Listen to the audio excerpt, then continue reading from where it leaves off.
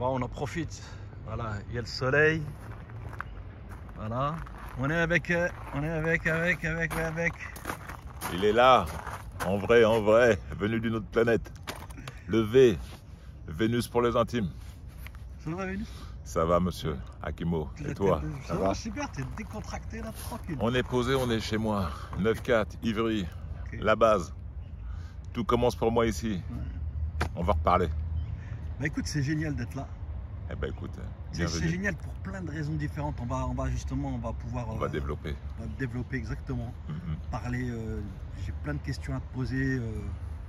J'ai vraiment beaucoup de questions à te poser. J'espère que tu vas aussi m'apporter beaucoup de réponses qui vont m'aider moi à faire peut-être d'autres interviews, tu vois, bien sûr, de manière plus efficace. Ouais. C'est la vérité. Je viens chercher ça parce que tu as quand même une sacrée expérience dans le mouvement, dans la culture. On va voir tous ces mots, si tu es d'accord ou pas, tu vois. C'est aussi tout ça qui m'intéresse. Allons. Et là, on est où? Alors là, on est dans le parc des Cormailles à Ivry-sur-Seine. Et j'ai voulu te faire venir ici parce que pour les anciens de l'époque qui ont connu, à 300 mètres d'ici, s'est passé une Zulu Party. C'était le 31 juillet 1987. Avec Dynasty, c'est là aussi que Johnny Go et Destroyman ont présenté leur album. C'était rue Pasteur. C'est juste par là-bas, c'est à 300 mètres d'ici. Et pour moi, c'est ma première soirée hip-hop. J'avais fait beaucoup d'après-midi hip-hop avant, avec les Sydney, machin et tout. Mais ma première soirée hip-hop, elle se passe ici. Donc c'est pour ça que pour moi, c'est un endroit important. Et ceux de l'époque qui étaient là n'ont pas oublié la Zulu Party du 31 juillet 1987. C'est possible d'avoir ton âge? Moi, j'ai 55 ans. Okay, 5 ans, père de 3 enfants et 2 fois grand-père. Quelle fierté. Okay. On n'aurait jamais pensé tout ça à l'époque, mais c'est ma situation aujourd'hui, tout va bien. Et être grand-père, c'est la meilleure des choses qui auraient pu m'arriver. Alhamdoulilah. Et d'ailleurs, on va en parler un petit peu, parce que effectivement, tu es quand même super open. On voit que tu veux montrer... on voit que c'est important pour toi et effectivement tu communiques un petit peu de ce côté-là. Je sais pas pourquoi d'ailleurs, mais... Parce que c'est important quand tu as une image. Alors je sais que j'ai une image par rapport à des gens et j'essaie de leur montrer qu'on peut être hip-hop, on peut être sportif, on peut être parent, on peut être grand-parent. L'un n'empêche pas l'autre. Le tout, c'est de s'organiser. Moi, j'ai du temps pour organiser tout ça, donc c'est pour ça que je communique tout ça et que je n'hésite pas à me montrer à 4 pattes avec mes enfants, mes petits-enfants en train de faire des conneries et des trucs de merde. Et montrer que c'est pas parce que toi, tu as une image de moi qui n'est pas forcément la vraie. La vraie, c'est que c'est surtout un mec proche de sa famille, très très proche de sa famille. On va quitter ce monde d'ici peu comme ça. J'ai eu plein d'amis qui sont partis ces 4 dernières années. J'ai plus de 50 personnes depuis le Covid qui sont partis. Donc c'est encore plus important de laisser des traces et de passer du moment avec les tiens parce que au moins quand tu pars, ils se rappelleront que tu étais là, quoi. C'est le plus important pour des gosses. Le plus important, c'est pas les cadeaux, c'est le temps que tu passes avec eux et ce que tu fais avec eux, quoi. Le reste, ils en ont rien à foutre. Ça sert à rien de leur acheter des trucs qui coûtent des millions et tout ça. Le gosse, tout ce qu'il veut, c'est être avec toi, jouer avec toi, bouger avec toi. C'est pour ça que même mon petit, que tu as dû voir souvent sur les Rumble, il vient sur les Rumble depuis l'âge de 2-3 ans. Voilà, parce que je voulais qu'il voit aussi cette ambiance-là, que beaucoup de gens se méfient. Et moi, je lui fais comprendre que, écoute, tu viens avec papa, il rencontre plein de gens et c'est même maintenant les gosses qui réclament, c'est quand le prochain Rumble, parce que eux-mêmes, on a plusieurs gosses qui se rencontrent sur ce genre d'événement et c'est très bien, c'est de la transmission. Et la transmission, c'est le plus important, le reste, on s'en fout. Tiens, je vais en profiter pour te poser une question avant même qu'on commence l'interview. Moi, c'est vrai que dans mon délire, parce que c'est vraiment un délire, quand je fais des interviews en général aussi, je viens avec cet esprit lié à la postérité. Réellement. C'est-à-dire que voilà, pendant que là, tu vois, je vais allumer ma caméra. Je pense souvent à quand tu seras plus là, quand je serai plus là. Mon Facebook, pour moi, c'est un peu mon livre de chevet. C'est-à-dire que quand je serai plus là, mes enfants pourront toujours se replonger sur mes posts. Et ils verront que leur grand-père ou leur père ils communiquaient et sur eux, et sur le sport, sur plein de choses. Et c'est surtout d'être positif et de dire aux gens, profitez de la vie, on ne sait pas de quoi demain est fait. Amusez-vous comme des gamins, n'aie honte de rien du moment que c'est pour tes gosses. N'aie pas honte de te rouler par terre, de faire du toboggan avec eux. Parce qu'il y en a des fois qui disent, je ne peux pas faire ça, moi je suis hip-hop mon cul, on s'en fout. Pour tes gosses, fais ce que tu as à faire, quoi. Le gosse, lui, il n'en a rien à foutre que tu sois hip-hop ou machin ou quoi que ce soit. Il n'a rien demandé, c'est toi qui l'as créé. Donc maintenant, c'est à toi de t'en occuper et lui donner les bonnes choses à faire, quoi. Donc voilà, en toute simplicité, pour moi c'est... Et je me force à rien, je fais comme je le sens, et puis voilà quoi, mes gosses, je pense qu'ils en sont contents, mes petits-enfants aussi, et puis voilà, c'est de la transmission. Ce que je te propose dans ce cas-là, ouais, c'est que cette interview-là, elle soit pas forcément réalisée en direction des gens de la culture hip-hop ou des gens peut-être que tu fréquentes qui sont autour de toi, ouais. Mais que justement tu nous lâches la quasi-totalité des phrases, des formules, des anecdotes que tu veux nous raconter, justement, c'est que tu les racontes à tes enfants, à tes petits-enfants, à tes petits-petits-enfants. J'aimerais bien qu'on fasse cette interview dans cet état d'esprit-là. Oui, voilà. De toute façon. Comme si on se projetait sur allez, vas-y, on part sur 50 ans, tu vois. Qu'un jour. Ouais. Ben écoute, voilà, moi je vais te raconter mon hip-hop à moi, ce que j'ai vécu, si tu veux, comment j'y suis rentré. Et j'y suis rentré par quelqu'un que tu as vu récemment, qui s'appelle Loudjer. Oui, bien sûr, Loudjer, dédicace à lui. Ah, dédicace à Loudjer, le sub, Vitry-sur-Seine.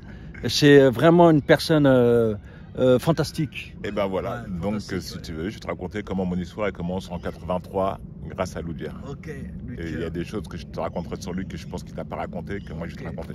Ok. Bah écoute, voilà. Vas-y, c'est parti. On fait la deuxième séquence après pour le teaser. D'accord. Comme ça sera bouclé. D'accord. Déjà, c'est très bien là. Je te remercie. Il n'y a pas de souci. Voilà, là c'est génial. Attention, c'est Vénus. C'est vraiment Vénus. Il est là. Moi, je suis super content. C'est normal. Je suis très très content. Et d'ailleurs, vous le saurez pourquoi quand un jour vous verrez cette archive. Tout simplement, voilà. Parce que moi, je cache rien. Si je suis content, je suis content. C'est pas un problème.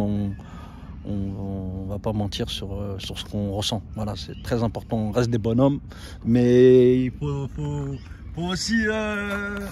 dire la vérité, tu vois. Faut dire la vérité, puis il faut dire les bonnes vérités sur tout ce qui est important, quoi. Autant parler des bonnes choses. Voilà, dans le hip-hop, il y a eu des bonnes et des mauvaises choses. Et bien, on va garder que les bonnes choses, c'est le plus important, c'est le plus intéressant. Parlons-en. Ok, c'est parti. Allons-y. Bouge pas, je vais prendre une belle photo là. Tu veux qu'on fasse une belle photo ensemble? Bien sûr, bien sûr. Mais avant, là, qu'est-ce que tu dis? Là, en fait. Là, tu m'as dit que mon Tour de France. Voilà, c'est ça. Hein? Il est midi moins le quart, je t'avais dit midi, gars. Moi, il y a le Tour de France, là, ces étapes de montagne. Non, il est 1h moins quart. Oui, mais là, ça commence à midi, là, le Tour de France. Donc, ça fait 45 minutes que j'ai loupé à cause de toi. Ouais. Moi, je suis un vrai Céfran. Ouais. Donc, et je suis vieux, donc 55 piges. Donc, à sortir, moi, je regarde mon Tour de France. Okay. Akimo, tu m'as niqué une partie de mon Tour de France. On se rattrapera dans un resto ou un truc comme ça. Ok, avec plaisir. Il faut respecter quand même le Tour de France. Avec grand plaisir. Vive la France! Dis-moi Vénus, juste pour clôturer, pour finir. Akimo, je suis en retard, Akimo, Tour de France. Non, je rigole, vas-y. Voilà, de quoi on a parlé. Voilà, pour donner envie un jour aux personnes d'aller voir cette archive-là, qui dure 2h30. Je t'ai raconté pas mal de mon vécu, du hip-hop à ma vie de père de famille, en passant par le sport et juste pour dire aux gens que dans la vie, c'est pas parce que tu es parent, grand-parent ou machin que ta vie s'arrête, quoi. Voilà, ta passion c'est ta passion, le hip-hop c'est une passion, donc je suis encore dedans d'une manière ou d'une autre, même si je suis pas tous les jours dans toutes les soirées hip-hop, mais voilà quoi, ça reste le hip-hop, voilà, je suis tombé dedans quand j'avais, ça fait 40 ans maintenant, ça fait 40 ans, plus de 40 ans, voilà quoi, donc écoute, voilà, ça a été ma maîtresse toute ma vie, le hip-hop. Donc écoute, je vais essayer de transmettre ça, et puis ça peut intéresser les jeunes, c'est un autre point de vue d'un autre ancien, quoi. Tu peux avoir plein de points de vue différents, moi c'est mon point de vue à moi. Voilà. Bah écoute, je te remercie. De rien mon frère. Ouais, avec plaisir. Bah écoute, on est là de toute façon. On est là. Tu sais que je t'ai déjà interviewé, tu sais. Avec Tu sais qu'il y a déjà d'autres interviews. Il y a d'autres séquences où tu es présent, tu sais ou pas? Ouais, avec d'autres personnes. Même tout seul. Ah ouais, avec d'autres personnes. Tout seul? Oui, même tout seul. On avait fait une à Vallon, je crois. Oui. Il y a très longtemps. Il y en a plusieurs. Ah ouais, plusieurs? Bien sûr. Moi, je me rappelle d'une à Vallon. Ouais. Et une fois, tu as interrogé quelqu'un, je crois que c'était au spot 13. Oui. Et c'est là que je t'ai dit, ouais, Akimo, t'es un passionné, nanana. C'est tout ce que je me rappelle. Ouais. Écoute, après, je me rappelle plus, mais vu que tu es une bonne personne, si ça peut, voilà, c'est avec plaisir. Ouais, moi, c'est la classe. C'est entre des bonnes mains. Mais bien sûr, mais moi, pour moi c'est la classe, parce que moi, j'ai entendu parler de toi même ailleurs. Mais à un moment donné, je me suis dit, mais les gens ils parlent de Vénus, mais c'est Vénus. Ouais. J'étais pas sûr, tu vois. Ouais. Et non, en fait, je vois bien qu'en fait, tu fais partie des murs et tu fais partie des activistes et tu fais partie de ces gens qui ont fait en sorte que cette culture, ce mouvement-là, il se développe en France. Voilà. D'une manière ou d'une autre. Ouais, bien sûr, j'étais là. Akimo, je commence à mettre mon tour de France, mais je t'écoute. Hein. Mais ouais, je fais partie de... Comment ça n'a pas commencé? Ah, ça commence plus tard aujourd'hui le Tour de France. Ça commence à 13h. Et Akimo, tu m'as paniqué mon Tour de France. C'est la classe. Akimo, tu m'as paniqué mon Tour de France. C'est encore les informations sur la 3. Ok. On a le temps de faire une belle photo alors. On fait une photo, je m'arrache Akimo. J'en peux plus de toi. En tout cas, je te remercie vraiment. Comment dire, j'applaudis. Vous savez, je veux dire un truc qui est tout simple. J'applaudis la diplomatie. Et la simplicité. La diplomatie, l'humilité et la déconnade. Voilà, l'humour. Aujourd'hui, avec moi, hein, on n'était pas trop dans l'humour aujourd'hui. C'était quand même des sujets super sérieux, etc. Parce que voilà, là, c'est une sorte de taf, de boulot. C'est très important d'être très. On peut être pro, mais cool. Voilà. Non, ça c'était super cool. Ah, c'était très cool. Toi, tu es comme ça, pro, mais cool. Et ça, c'est important. Voilà. En tout cas, merci à toi. Avec grand plaisir, dédicace au Rumble. Ouais, Rumble, les gars. Ouais, les gars. Ouais, dédicace à l'équipe Rumble. Le jour où on arrête, c'est fini le hip-hop à Paris, les gars. Il n'y a plus rien, il ne se passe plus rien. Les autres, ils gueulent. Les anciens, ils gueulent. Mais les anciens ne font rien. Écoute bien ce que je dis. Hein. Vous gueulez tous, les anciens. Il y en a plein qui gueulent après Rumble. Il y en a plein qui gueulent après David. Mais vous faites rien. Voilà, faites quelque chose. Après, on verra. Bon, allez, bon Tour de France. Merci, monsieur. Vive la France. Vive la France. C'est vrai, vive la France. Vive Benyam Guirnoy. Et vive l'Algérie. Non, l'Algérie, non, ouais. Vive tout le monde. On est des hommes du peuple, on est des hommes du monde. Vive nous. Ouais, vive nous. Le globe. Parce que si on commence à dédicacer tous les pays, il faut dédicacer tout le monde parce que voilà, il n'y a pas un pays qui est mieux que les autres. Et voilà, on est des hommes du peuple. Il dit ça parce qu'il n'est pas algérien. Non, mais j'ai un fils qui a du sang algérien. Ok, d'accord. Ah, ça, tu le sais pas, ça. Non, ouais, mon pote. Alors fais attention à toi. Okay. Il y a un petit Kabyle dans la famille. Okay. A plus, merci beaucoup. À plus tard. Super, la classe. Bah oui.